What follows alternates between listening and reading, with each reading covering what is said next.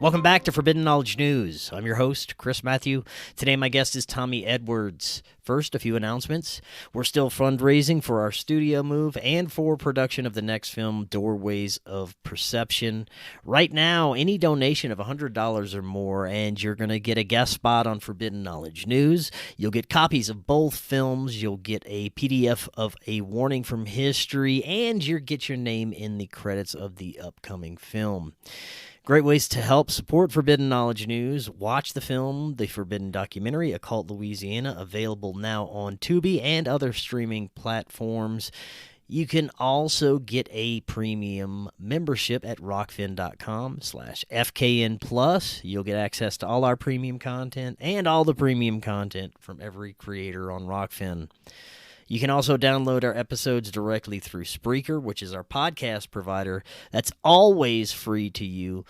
Finally, we are booking guests for June. If you have suggestions or you would like to be a guest, email me, forbiddenknowledgenews@gmail.com.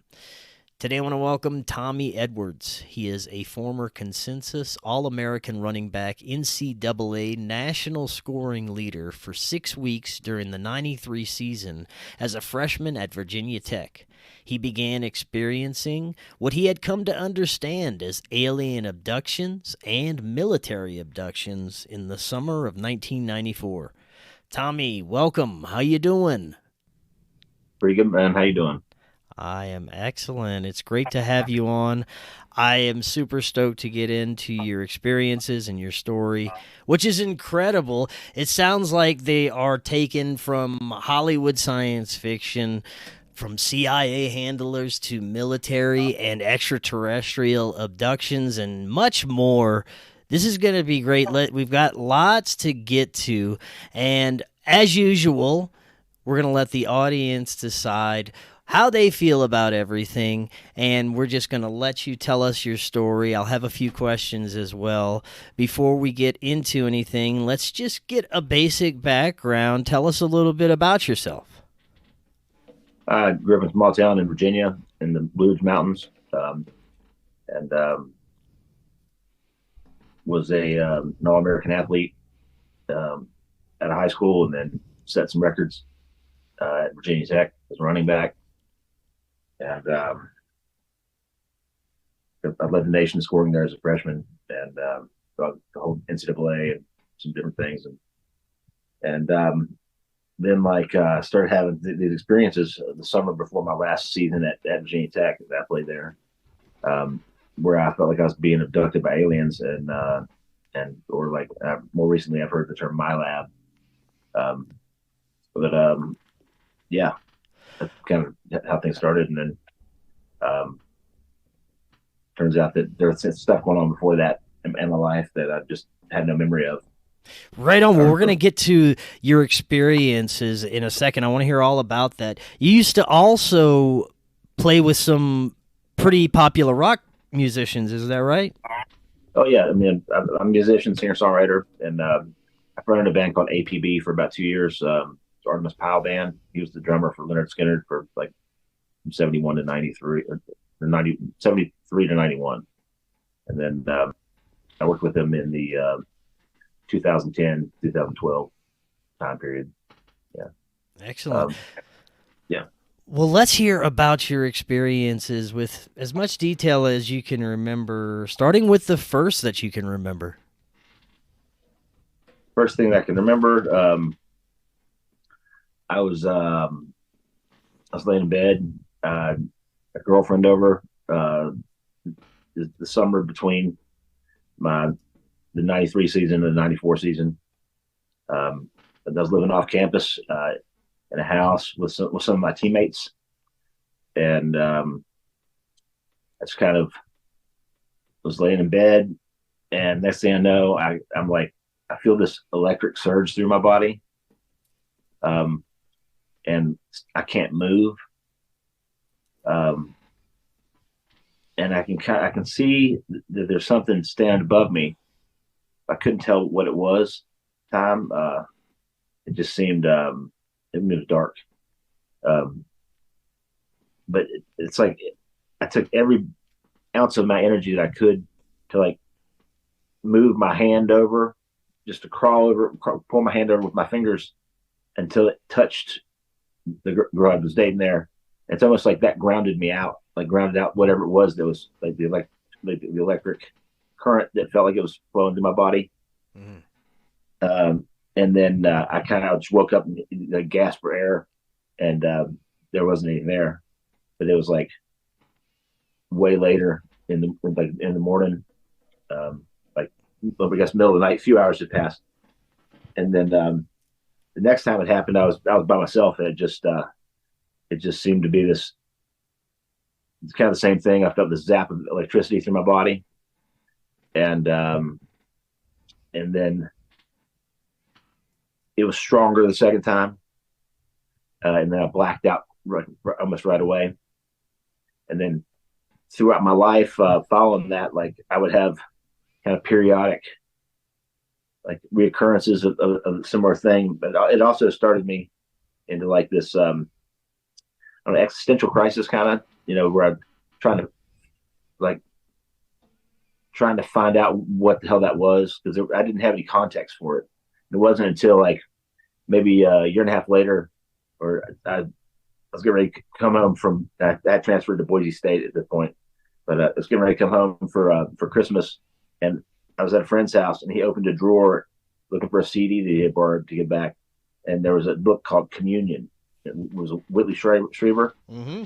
And it was the cover like I said, let me borrow that, and I wasn't really a reader, like I dyslexic growing up, had a difficult time like learning to read or concentrating, on anything other than like I read comic books, and then like got into some other shit like high school, like Stephen King and some stuff like that. But it wasn't like I wasn't like gonna just pick up a book and read it for pleasure too often. Yeah. Until this book, until that book, and it got my attention, and I just looked the cover, the gray alien just got my attention, and I felt like I'd seen that before, and I had been drawing that like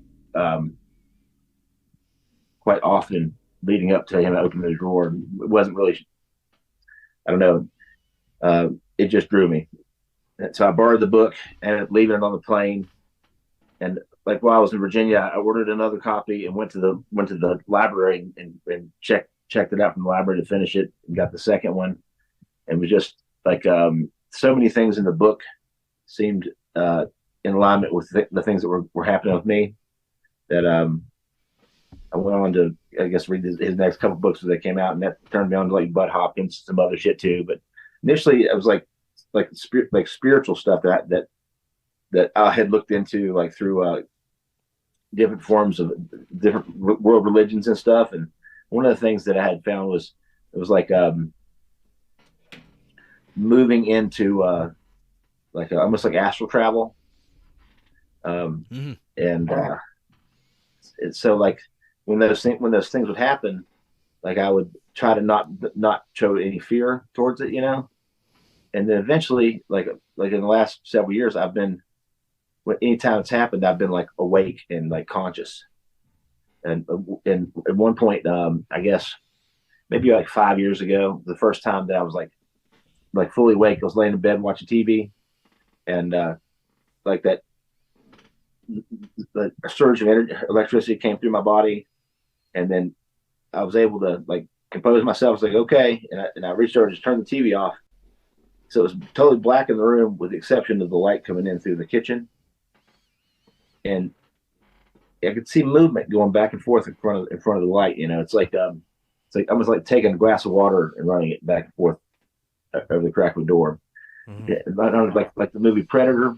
Like, remember how he had that camo that would reflect what was behind him forward? Yeah, it was like that, like that, like the cloaking material that they make now. Yeah, it's kind of what it seemed like, and I could see three entities moving back and forth, for the bed, and like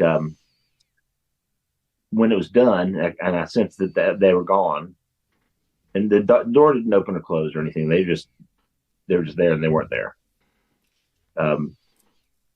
That I was able to I turned the TV back on, and like the end credits for the show, that the starting credits were coming on when I turned it off, the end credits when I turned it back on. It was like maybe 20 minutes. And then I guess like 2001, I woke up with the electric surge and had like this. It was like felt like it was a blue LED or something about this far away from my eye, and those times that time I just woke up to it, and then like no memory of what happened after that. But there's been lots of other things. Now, I'm looking at your talking points here. You said in 1996 you witnessed a wormhole open and some sort of being came through. Yeah, I can only make assumption that the thing that we saw after we saw the wormhole thing open had come through it, because it was really just an odd circumstance and scenario. Like, two of my buddies that I played ball with at Tech came over on Memorial Day to where I was living, like 15 miles away from Virginia Tech. And we went for a walk, and we're going to go for a hike down in this little nature area. It's a nature preserve now. In the 70s, they had built some trails and stuff in this little valley that was kind of like in between the two parts of the little town I grew up in. It was actually division, like a demarcation point for the two up until it merged. And then they built a land bridge over part of it because where Main Street is, to replace an old bridge, and to accommodate the creek that runs through there out to the river. They built a tunnel for it, and it was something built by the CCC, like the Conservation Corps during the Depression. That was part of the New Deal. They did all these engineering, built all these things like the national parks and things like that. But so this was built in 1933, and as we got close to the mouth of the opening of the tunnel, we started hearing what sounded like just hand drums, coming through the tunnel. And they had often had powwows. There's the city park on the other side of the tunnel there, on the other side where that flows out next to the river on the river plain. And they have powwows regularly. So we think about maybe going over there, and you can walk through the tunnel on a pipe, like a water main that runs through it, and that's up above the water level of the creek. And as we were walking through, about halfway through, I stopped and started singing a song that I'd written, just kind of a cappella, just because of the echo in there, Mm-hmm. And hung out for a minute, and then went ahead and walked on down, like we were going out the other side. And as we approached the other, it got louder as we went through the thing, until you got to where you stepped out of the tunnel into onto the park side. And as soon as you stepped out, there wasn't any drums or anything. It was just like birds chirping, and like an occasional car would drive by. Whoa. Which was weird as shit. Yeah. And then you step back in the tunnel and you could hear it again. And it didn't seem to be some type of auditory effect or anything like that, from the tunnel or whatever. So as we started walking back through, by the time we got back to like the center where we'd stopped the first time, where I sang, it was like the drums had dissipated. We couldn't hear them at all anymore. But there was a big ass hole in the ground where the creek was. It was like, and it was just like a big whirlpool that just dropped into blackness. And the creek's this deep. It's like 6 inches deep. It's not very significant flow of water. But this thing had opened up, and the time that we walked past it, come back, and we stood there and checked it out for, I don't know, 15, 20 minutes, just kind of in awe, I guess. And then finally headed back over to the nature preserve. And when we got out, like I started talking about how it seemed like the world and reality and just our reality is like a construct of just different combinations of frequency, wavelength, and amplitude, and how everything's just it's a big algorithmic expression of geometry. You know, it's like Mandelbrot set, like it's 4 dimension that we live in, Right. And suddenly this weird kind of like chirping started coming from over here from this tree. What looked like a tree, didn't have really many leaves on it, and it didn't have any like this sound like a cardinal like chirping, but it had like this weird kind of reverby kind of vibe on it. And when I were trying to see what this bird was, it was really loud, and there wasn't anything in the tree at all. You know, there wasn't anything anywhere around it, and it kept chirping. That was like another weird thing that was like three. You know, as a trifecta right there. And so we decided that we were going to leave. And as we were walking out to leave, had to kind of walk away from like upstream, basically, and then come up a road into a parking lot that had been locked. You know, primarily they were only using that little valley down there and those nature preserve now, like as a place to dump concrete and shit. Like just for the city. And this was like being a holiday, there wasn't anything like that going on. But suddenly, where there had been no vehicles, there was this car parked inside the parking lot, and just kind of at a weird angle. It's like it had just appeared because everything was still locked, and it had out-of-state plates. It had West Virginia plates, and the windows on the thing were like opaque black, like you couldn't see in them at all. Like when we walked up and like looked at it and tried to check it out, and like the door handle, like it didn't move at all. You know how like door handle like it'll jiggle a little bit. It was like it was welded to the thing. And then I kind of walked over and just sat down, and like I said, I'd been reading all these different kind of esoteric like spiritual books and different things, and I had started practicing like some meditation. And so I sat down, started doing some meditative breathing and just kind of checking this thing out and trying to, you know, process all the shit that was going on. And my buddy walked around to the other side of the car, and all of a sudden it rippled like water, and like all of the the features that made it look like a car, the color, the different materials, the texture, the form of it, all that sort of dissipated, and it just kind of the wheels sucked up into it, and it was this like amorphous, like floating the size of a car, but like Mercury, like a Terminator 2, you know, when the T2 would, yeah, it was like that, like liquid mirror. It's kind of what it looked like, and it just kind of flowed there for I don't know, like 10, 15 minutes.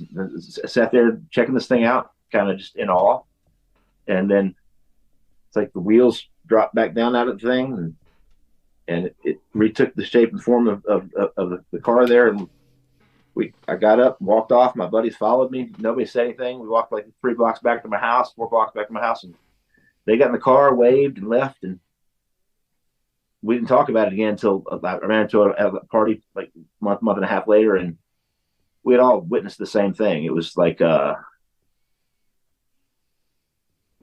craziest shit I'd ever seen in my life. I mean, like more so than any of the like waking up and not being able to move shit. Like this was like it was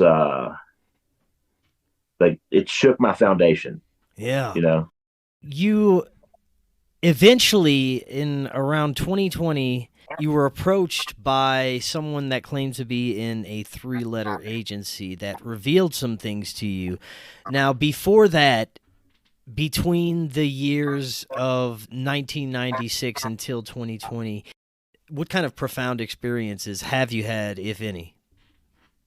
Well, see, I've lost time a few times, like seen some UFOs, like in 2013, the Wednesday before Easter. I was driving back from Nashville. I had a young man that I worked with who has Asperger's disorder. Asperger, I was mentoring him, like teaching him life skills and stuff. Mm-hmm. We were driving back from Nashville, and we were coming up Interstate 81, is from 40 to 81, back to where we live. And I don't know, the time we left Nashville, we should have been home about 12, maybe 12:30 max. But as we're driving, all of a sudden see like we're kind of near like a regional airport, so I wasn't sure when I first saw the light if it was like just like a Cessna or something, or a helicopter. But it was just, but it was it seemed to be stationary, and the closer we got to it, it it just got brighter, and it looked like it was maybe 20 feet off the ground. And then it's like we drove under the thing, and then it shined directly into the van or into the truck, and then it seemed to move with us forward at the same speed that we were moving. And I look over to the young man that I was working with and said, "Hey, man, do you hear anything?" And he says, "No." I said, "Do you hear a helicopter?" He's like, "No." Oh shit! And he remembers seeing some stuff outside of the truck as we were moving. And actually, I interviewed him about it maybe 2 years ago, what he remembered about it. But and then like next thing I know, I'm just driving, and nothing seemed like nothing had changed. It seemed like they're just all of a sudden there was a light, and then that was gone, and it seemed to have lasted for like maybe a minute or two. But when we got back to drop him off, like I was going to stop at somewhere to get gas, and everything was closed. When these things close at like midnight, typically, something a little after, and like McDonald's was closed. Everything that stayed open late was the one that wasn't open. And then we got back in. It was like about 4 o'clock in the morning. Oh wow! So there was this couple hours of missing time, because we were still about an hour and a half from home when that happened. That was down near Adkins, or no, it's down near Abingdon, Virginia, I guess, between Abingdon and Marion, which is way out near Bristol. It's kind of where Tennessee and Virginia meet. But yeah, that was profound. I had something else like that happen in '99 when I was driving from my hometown to South Carolina to Myrtle Beach, bringing a truckload of stuff for a home show that we were taking part in for our family's business. And I was meeting my dad down there, and they were expecting me at like 10 o'clock, and I didn't get down there till like 3 o'clock in the morning. Kind of same thing. I was going down, I think Route 220 down through North Carolina, and where it comes to like two lane section, kind of the same thing. It looked like there was something. I thought it was like maybe a. So I remember there at some point there had been like somewhere on that road there's like two basketball size like colored things that are strung with some type of cable over the road that to give indication of something like I don't know if there's an airport right there too, or if it's some sort of clearance thing for the vehicles. But it's kind of out in the middle of nowhere, so clearance didn't really make sense. But I noticed something about the size of a basketball glowing, and kind of the same thing. When I got to it, it seemed like it suddenly started traveling at the same rate of speed that I was. And then there was like that long period of time where I can't account for what happened. I mean, I was 5 hours late getting where I was going. And During this time period, do you have any memories of interacting with non-human intelligences? yeah, like right at shortly after the experience with the vortex, like wormhole thing, um, I I was having a lot of anxiety, just in general, and that's kind of what led me to leaving, like playing football in college. And this kind of seemed to, I'm not sure if this is what really, like all the shit, like really like set it off, but like it put it into overdrive. And so I was dealing with all the day to day stuff from that, and it built to a place where I always had trouble sleeping, and just to relax my body as I was trying to sleep. So I was doing, like I said, I learned these meditative breathing techniques and stuff. And one night I was breathing long, slow breaths, and I was visualizing the different the colors associated with the like associated chakras in the body, the energy, um, yeah, the vortices of the energy for the body. And as I did this breathing, I went up through the chain from the root chakra all the way up through the crown, and I shot out of my body and like astral traveled, and was all of a sudden I was in this like floating in total like darkness, and like like a thought, but it sounded like I was saying it out loud. I said, "Where am I?" And this thundering like low voice goes, "The Akashic Record." Now that was the first like thing where like something answered me, and like there's something that happened that I was like, "What the fuck was that?" Oh, I wow. mean, I knew the concept, but like had no idea like what that meant. And even then, it was like, "That's cool. Now what?" Like what the fuck is this? But it was that was another one of those things. Like it was like I was laying there, and then it was like the feeling of movement on my face and like on my body, just the feeling of like wind, and then it was almost like when you see like Star Trek when they see the stars and then they turn into streaks. Mm-hmm. It's kind of like that, and then it was like, uh, and then that was just in the blackness, and there's another time that happened when I was in Manhattan visiting a cousin of mine. I laid down to like take a nap, and immediately just the sensation of movement, and right into the thing, right into that movement, or right into that space, I guess, or void of space. It's often called.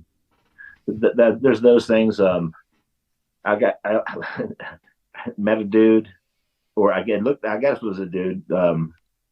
Uh, in I got arrested in Kentucky for possession of pot, like that same summer, Mm-hmm. and like it was a little bit of pot in a bowl. I was smoking to try to help sleep, typically, and I mean I was a stoner too, but like Kentucky had a zero tolerance Yeah. um, on marijuana, so they arrested me and like took me to jail, and I was there for a couple days, and when they finally put me into like population, which was I wasn't there for long, um, it was very overcrowded, mostly like country boys that came down from like the hills into town. It was a college town, and would get too drunk and they get drunk in public, and after the fourth or fifth one they decided to keep them for a weekend or two. And so but it was overcrowded, and like eventually like the lights were turned off. It was probably 200% the capacity in this little pod or whatever. Mm-hmm. And as lights came down, conversation turned to weird shit. And then eventually UFOs and aliens. And from the other corner of the pod, this guy was back and forth with me, and he ends up bringing his fucking sleeper roll and fucking everything over next to me to have a conversation. And I had just been reading this book called is "Nothing in this book is true, but it's exactly how things are" by Bob Frizzell. Mm-hmm.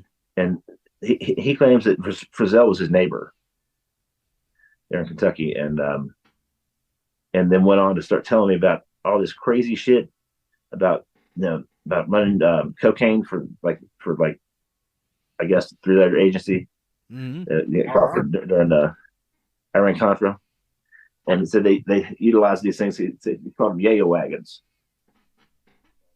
and they were like essentially like a Suburban with diesel engines that they were running jet fuel through, cooling it with liquid nitrogen. And that's not. I don't know if this is just what the guy told me, and that they needed that type of power to move these. Because he said they were like armored vehicles, and just talk about driving Diego wagons through the jungle and of Central America or wherever they would put the stuff on fishing trawlers, I guess, and then they would take that to the oil rigs and transfer them over in like frozen shrimp. There'd be these kilos of cocaine frozen up in bundles of shrimp, and then the Roughnecks would take it over when they go back into the States. So there wasn't any customs because they hadn't gone off out of the country officially. But he had this plastic peanut butter like thing, peanut butter would come in, and he opened it up and it was just full of cash, like hundreds and fifties. I'm like, he's like, you need to borrow some money to get out? I'm like, I got somebody coming, but it was weird as shit. And then as we're talking, like slow light, it's like this guy's almost like the car thing. It almost seemed like the way he looked, that was like a cloaking thing, and then it would like glitch, and it looked like kind of reptilian, but like with like feathers, like almost like hairy kind of like wispy feather things coming out of the I guess scales, and that went on for maybe 15 minutes. And eventually he goes, "Are you okay?" I know I hadn't been gawking at him because it was, wasn't like I could walk off. It was locked in this guy, and so that was pretty profound. Like, I mean, the whole experience getting arrested. That was the fucking. How did that encounter with the gentleman end? Well, I don't know, but they would talk all night, and then like early that next morning, somebody was there to pick me up. Oh, right on. So like it ended kind of weird, it was just it was all weird altogether, and like he didn't acknowledge that he wasn't human, but he said a lot of like really just crazy shit and tied to things that within the ufology community and things that were just like. Now tell us about tell us about some of your more recent experiences, starting with the gang stalking in 2017, and it ultimately led to an encounter with a 3-letter agent. So tell us about everything that happened in more recent years. Oh, I mean, there was encounters with multiple 3-letter agencies. Oh, well, tell us about it. Yeah, that's like well, having played football, and like when I started having real bad anxiety and depression when I was in college, about the same time this other shit was going on. I was taking a lot of hits and delivering a bunch, and I was on the ESPN hits of the year, like 2 years in a row, and was the ESPN hit of the year in '95. So rattled my brain a few times, and it wasn't until like the discovery of CTE and kind of the associated symptoms that are typically associated with that and development of degenerative brain disease, that I started to better understand like what I was dealing with the depression, because antidepressants just made me worse. And I took some anti-anxiety stuff, but didn't seem to like really work for me other than just making me this drowsy. And like had really severe reactions to the antidepressants. And so to find out that it was from brain damage, I started advocating and speaking up for like CTE awareness. And I'd already run a nonprofit organization that started for like 8 years for mental health awareness following the shootings at Virginia Tech. And it started in 2007. So then 2008, I got the nonprofit rolling, the Heart of Virginia Foundation and Music for Mental Health Awareness. And I had pretty good support in that, doing that.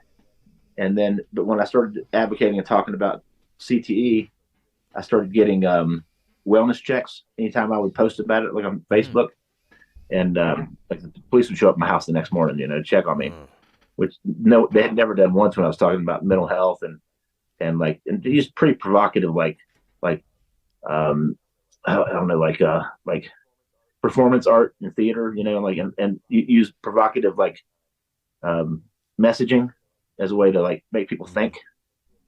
We had one of our goals was stigma reduction for mental illness, and so all of a sudden this seemed kind of odd and out of the blue, and then some things happened, and I recognized it as a attempt to try to silence me from talking about those things, and when I did that, there was like the local police in my hometown. First of all, a dispatcher called and told me to take the post down off social media, like 15 minutes after I posted it, just making me think, hey, somebody is watching my shit within the local structure there.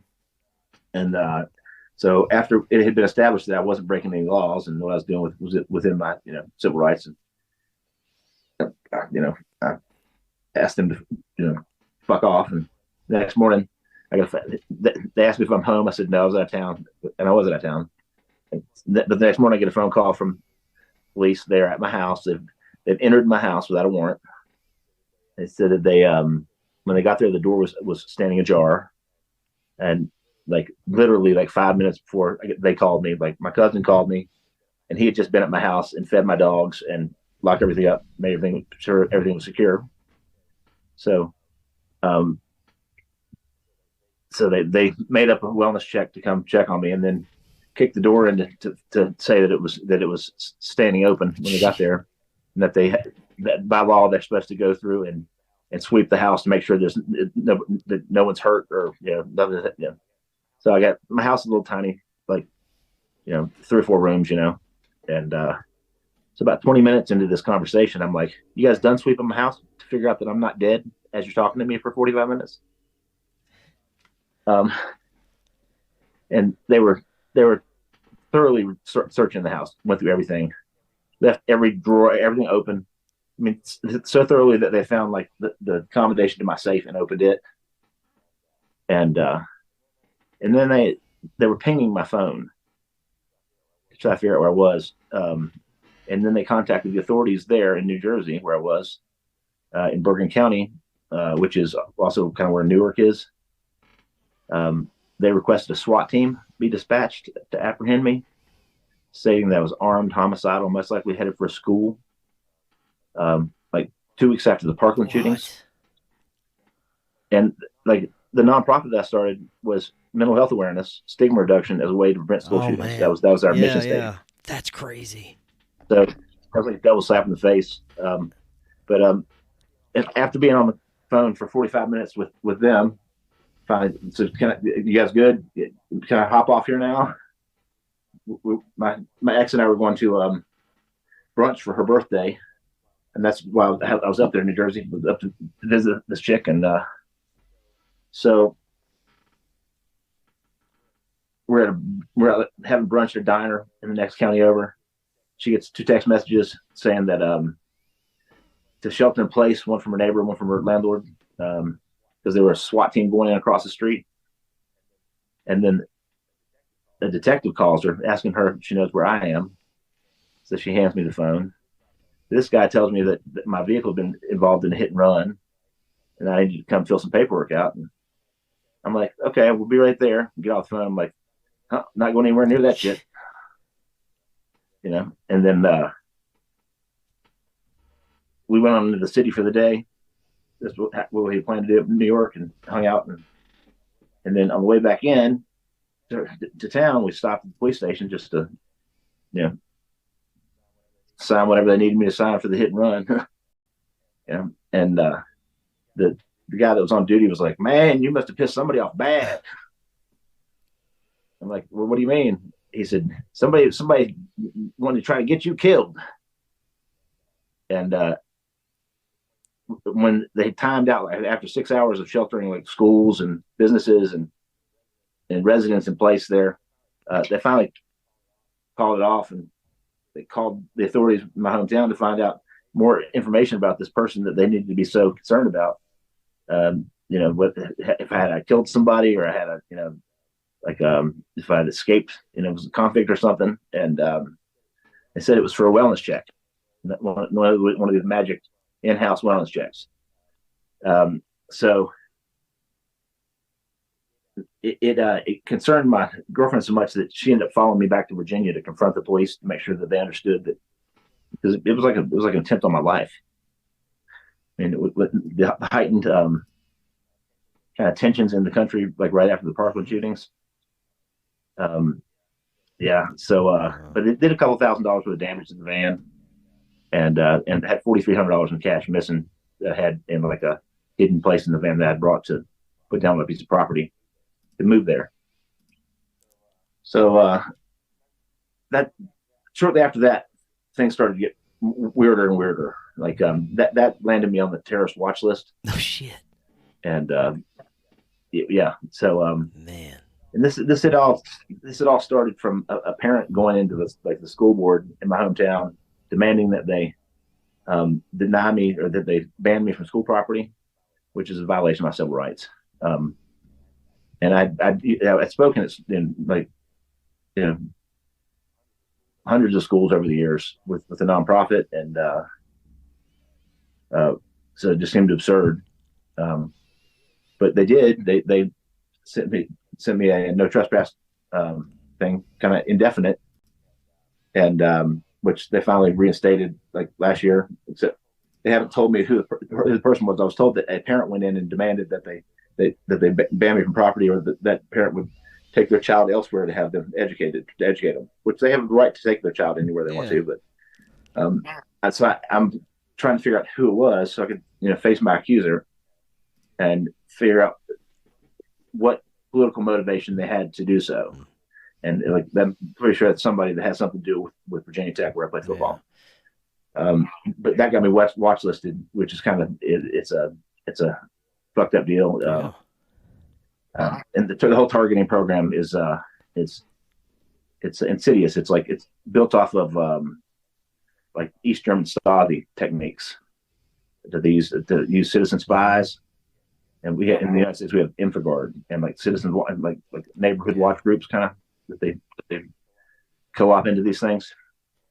And it's pretty shitty when you get people that and keeping tabs on you 24/7, and it's illegal. And it's pre-crime what they're trying to do. It's like pre-crime, and I haven't committed any crime. All I'm trying to do is something positive. So I got listed as a whistleblower for talking about CTE. I kind of became one of the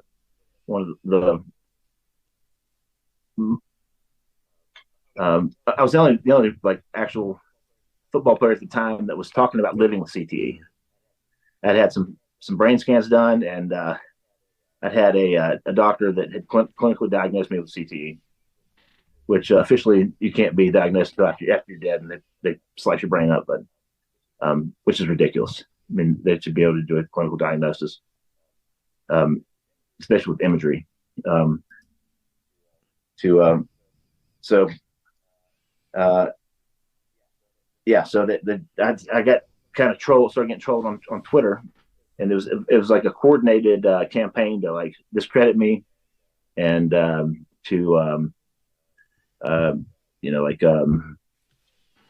defame me. It's like defamation campaign, smear campaign that goes on, and then it also happens around you in your physical environment with people that you're around. Um, they they try to sully your reputation, basically. They try to discredit you. And I was hospitalized, and they went. Well, that's what led to the swatting. That's when I called it out as a criminal conspiracy because they a school resource officer went to my sister and coerced her to go to have me ECO'd, which is like they have me evaluated, like psychologically, and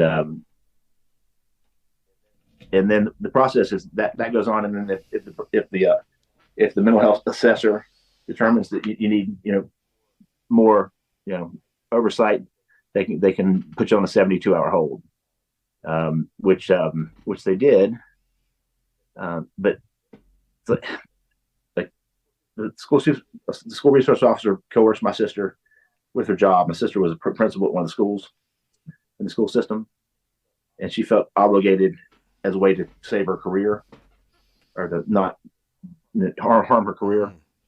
And so then she had to go to they had to have her do it, somebody from the family. So she goes to a magistrate, and the magistrate supervisor was one of my high school football coaches. He supervised all the magistrates Southwest Virginia, like 20 counties or something like that. And his wife was the deputy chief of police at the time. She was directly over the school resource officer. And after all this happened, I contacted her trying to get in touch with the chief of police, but I was put in touch with her, and I asked her about how they had derived at and received what they had considered evidence to have me evaluated. And she said that she didn't have access to it because we weren't friends on Facebook, which was a fucking ridiculous answer. So then I asked her if her subordinates had greater access to files and evidence than she did, and if not, I could just drive there because it's only like 2 miles away, and we'd sit down. And she could go over whatever it was with me, and we'd have a conversation. And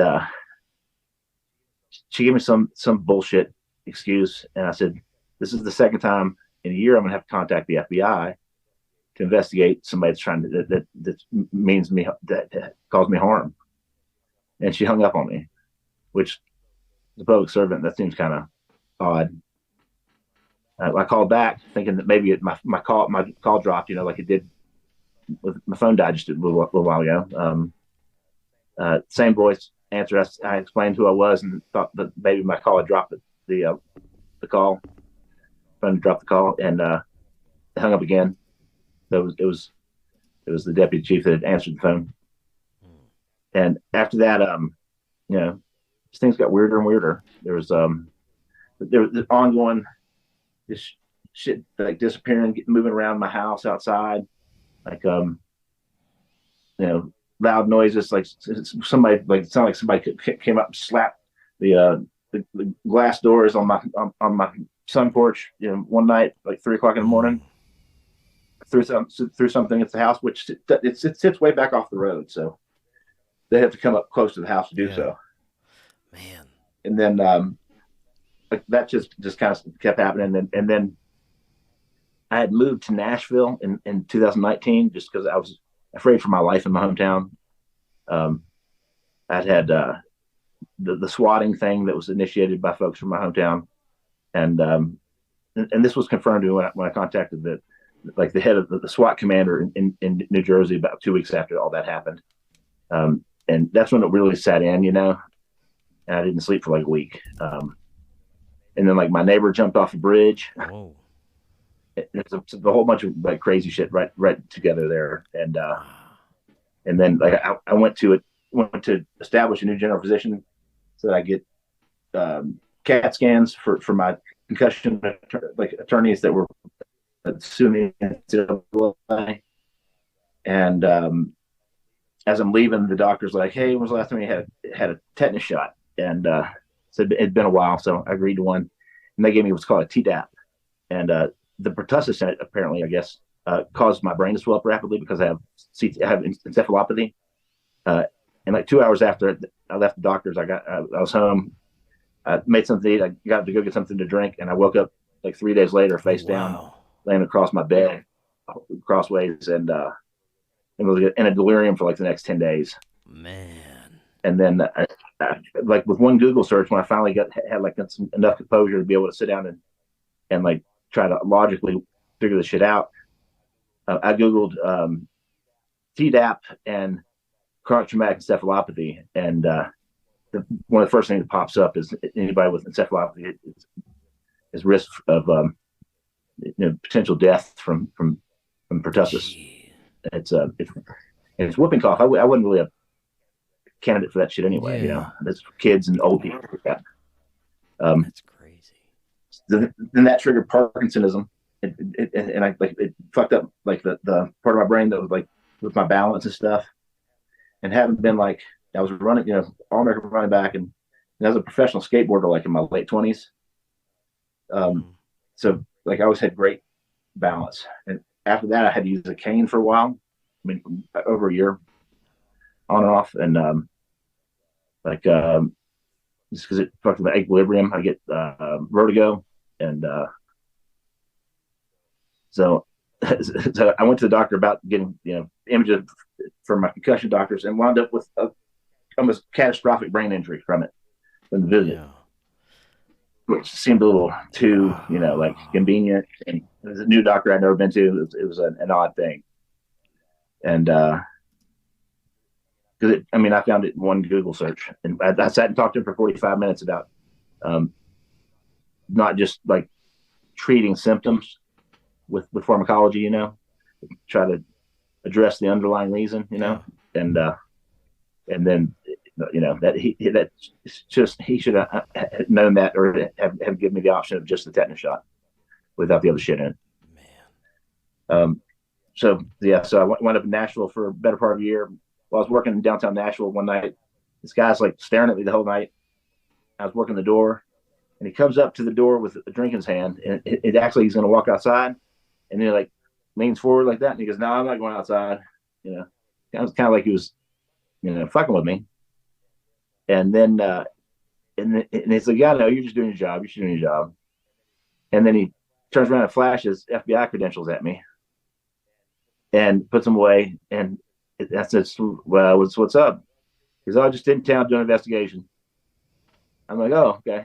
I was like, anything I should know about it? He goes, "Lots of crazy shit goes on here in Nashville." Huh. And then he walks away, and he keeps staring at me. Like, I'm like, "What the fuck's going on?" About that same time, I had published an article. It's like a 5-part series with the Goodman Project. It's a men's health magazine online, and it was about football and CTE and some of the shit that had gone down with the SWAT team and all that, and just suppression of information, and discreditation of as a way to try to silence me. It's called the political abuse of psychiatry. This is the term. It's like silencing a political dissident 101. Not a new thing, right? And turns out that in 2020, I met this chick who kind of interjected her way into my life, and then like after the first time we hung out, she shows back up at my house with my phone, like 2:00 in the afternoon, and I couldn't really find it. It wasn't really a big deal, and I figured it was probably somewhere I need to clean up the house a little bit. I have to figure out where it was, but the phone started working really weird after that. And when I confronted her about it, and kind of persistently confronted her about it over the course of, let's say, a week, she eventually broke down and told me that she broke cover. She told me that she was an asset of the CIA, and that she had been assigned to me as a handler. Oh shit! And this is 2020. And who was this again? And it was a chick in town that was working she had a front as a realtor. Okay. And it was that wasn't her original her given name, and she has about 25 aliases. But she I could send you some information about it and Yeah. pictures and stuff and some documentation, like internal communications between she and the senior security officer at the CIA talking about me No in an shit. email. And yeah, and she said when she moved back to Virginia from Arizona, there was a dossier like inch and a half thick with my name on it, waiting for her at her mom's house. And apparently, her mom was CIA and worked for the company. So, and she and this chick had since had been an asset since she was 18. So at least 30 years, probably 35 years. And so over the course of the next like few weeks, I just kept asking more and more questions, and she would she would stonewall and like act like she didn't know anything, and then suddenly she'd like just tell me a bunch of shit. Why do you think she was telling you? She was in love with me. I see. Okay. And yeah, and that she had grown a conscience, essentially. And so that was just like throughout my life, I had kind of a feeling like something was amiss, And earlier that year, I met her in September. In like January of 2021, I made contact with this other woman that I was told by. I had met this guy in 2005. At least I thought I met him in 2005. That's as an adult. That's when I met him. When I lived in San Diego, and he and I became friends. Became like a mentor to me, and like even when I moved back to Virginia after the shootings at Tech to start this nonprofit, he kind of guided me through the process of the nonprofit and just kind of he mentored me, And he was he had something that he had been in the CIA. He was part of the Phoenix 2 operations in Vietnam, and he got wounded and written when he was in Walter Reed. He wrote the DoD to see if they would commission him to study the human potential movement, which turned into the remote viewing programs. And like the movie Men Who Stare at Goats, like the Jeff, the dude, what's his name? Jeff Bridges. His character was based on my friend Daryl, and Daryl died in like 2016 maybe. But before he died, he told me that I would meet someone that would take his place as my guide and protector. And like he was a remote viewer and very strong like psychic abilities. And in 2020, like an old friend had called, and somehow she brought up her cousin was with her, and the cousin was a seer. And like for some reason, this I saw the one in my mind's eye, I just got like an image, and then I asked her if and Daryl had told me that I would know this person because of it'd be a woman, and the fact that they had this collection of Kachina dolls, like the Zuni like characters, like the spirit dolls, like little different like the Thunder God and different things. Yeah. And for some reason it just popped in my head. I'm like, does she have a collection of Kachina dolls? And my friend's like, yeah, like a creepy big collection of them, So when we hang up the phone, her cousin asked her, does he have Parkinson's?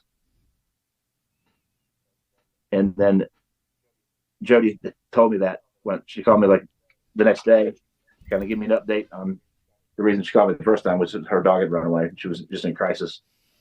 She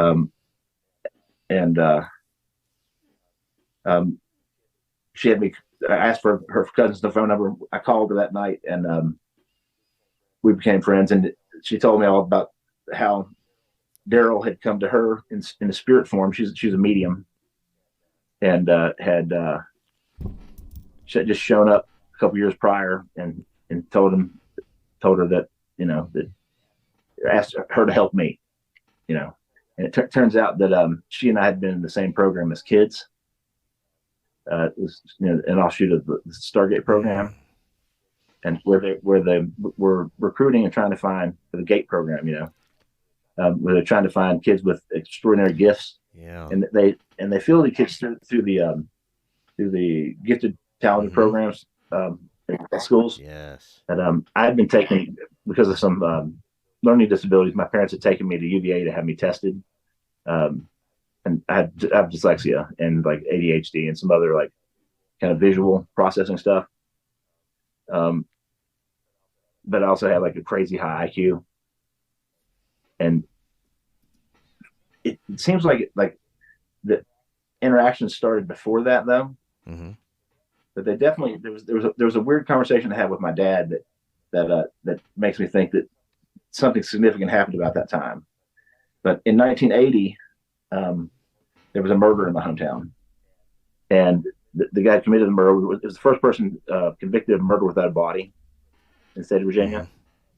And it was odd. He had also played football at Tech and had been in the waiting room with my dad the night I was born, which is just an odd coincidence, But I met this chick that was the handler in the process of helping the sister of the murdered girl look for the remains of her sister in 2020. And they found the remains in 2021 with the help of this Dr. Armand Voss. He created a machine that would locate familial DNA through resonant frequency. Oh wow! He located the two Hells Angels guys on Manson Ranch. They were buried in the school bus. Oh, like a year before that was kind of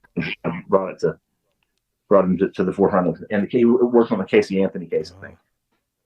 But so it was a dinner after a day showing them some stuff, and where I had seen some stuff when I had been a kid, or when I was early 20s.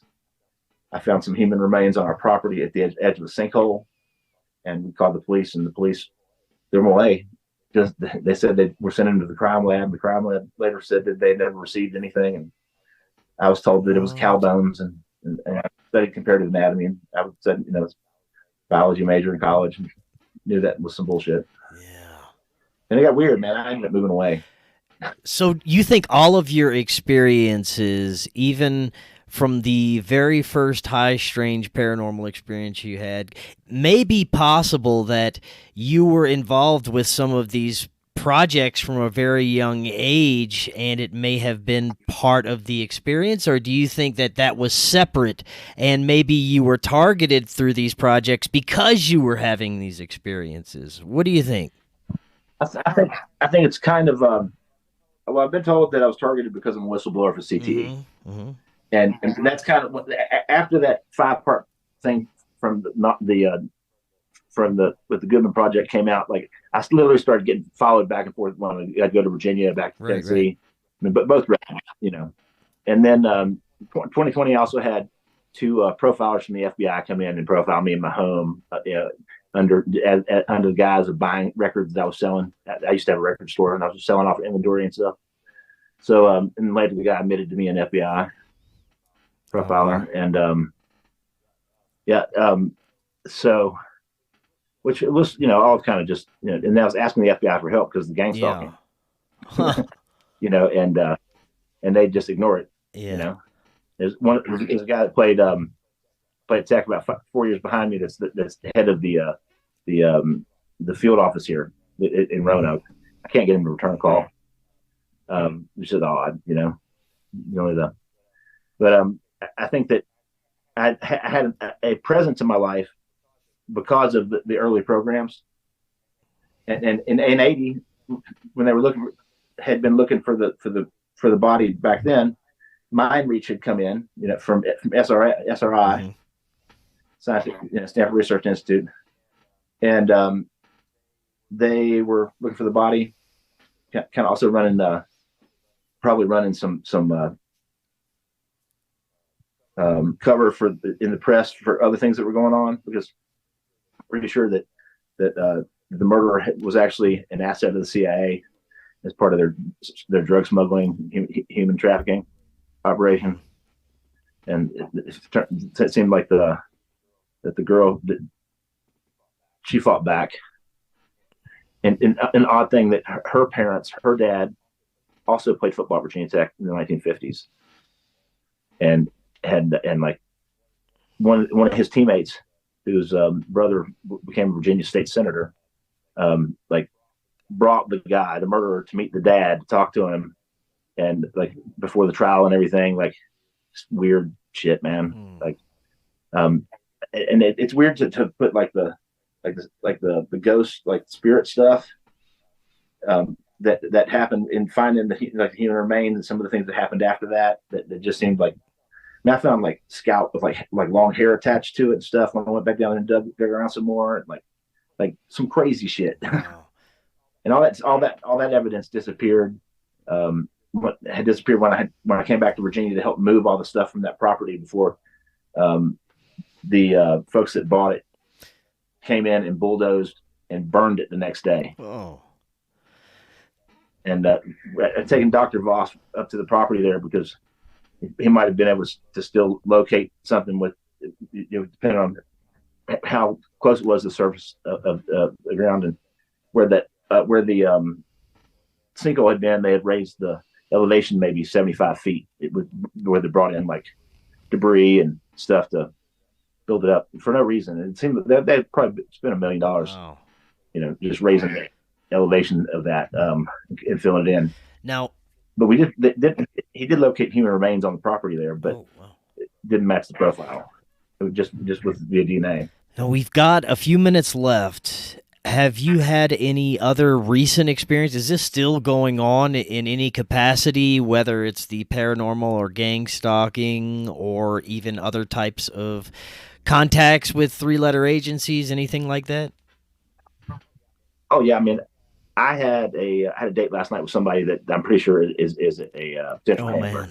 And I mean, the conversation, it always tends to run in the conversational, like, I'm going to tell you a story, and the bits and pieces of the story are going to pertain to you, and it's going to be talking about things that you need to be aware of, but not directly, and that's several of the people that have turned out to be handlers, and that since I've had awareness of it, utilize double talk, and neuro-linguistic programming, as a way to like influence you in a way. But that's all weird as shit, I've had several friends, as far as the gang stalking, all the times. It's all the time. Every time I leave the house, anytime I drive somewhere, I'm getting followed and tagged, that boxed in by idiots that want to hide their face when you go by and take a picture of them, and or just look at them, and it's kind of a weird deal. Yeah, it's odd behavior. People that know they're doing something fucked up just don't want to get called out for it. And my house gets broken into on a regular basis. Things get moved around. Like it's all mind games. It's psyops. I've had that chick had poisoned me when we were together. Just when I was hanging out with her, trying as soon as I figured out what was going on, like I wanted to keep her as close as I could to find out what the fuck was going on, and to get her to answer as many questions as possible. I mean, there was a huge list of people throughout my life that I had question marks about. That it's always just seemed too weird. There's always an instant best friend, and she confirmed most of them. So it's still going on a lot. But as far as the paranormal stuff, that shit goes on all the time too. It's sometimes it's hard to decipher between. Right, that's what I was going to say. Normal. Do you think that the early aspects of your life, the early experiences, were connected in some way to your involvement with Stargate or Montauk or MK Ultra projects? Yeah. I mean, apparently, the show. I was told by one of my handlers in the last couple of years that the show Stranger Things was based on the program that I was in as a kid. Right. And that I had opened that wormhole when I sang, just the frequency thing. I don't know how the hell it works, but I caught some other stuff on my security cameras in the last couple of years that I can send you if you want to throw them up on the site with stuff. But it's it seems like there's like this portal thing that opens and something comes through it, but you can clearly see it open. It's it's like rippling water, but vertical, and um, and then there's just weird shit, man. I got like this shapeshifter thing that we call the skinwalker, and it walks across the screen, disappears behind nothing, and then reappears, and like every step it takes, it looks like a different animal. Man, how do you deal with this on a daily basis? Seems like you're on a constant roller coaster ride, man. Well, I think that I think a lot of that shit was my my camera feed being fucked with.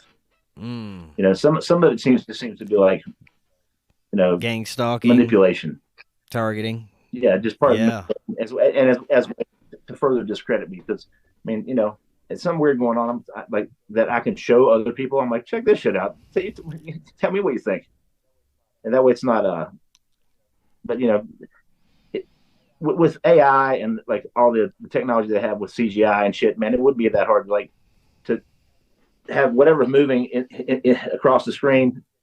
They're just pulling like the bitmap pieces from an earlier shot, but because the tones and stuff would change dramatically, and all of a sudden it would just be like pixelated in the shape of a person going through. You know, like that's some of the early stuff. And lots of orbs and shit. You know, which I've come to find is actually like can be the infrared representation of like microwave pulse energy. Oh, wow.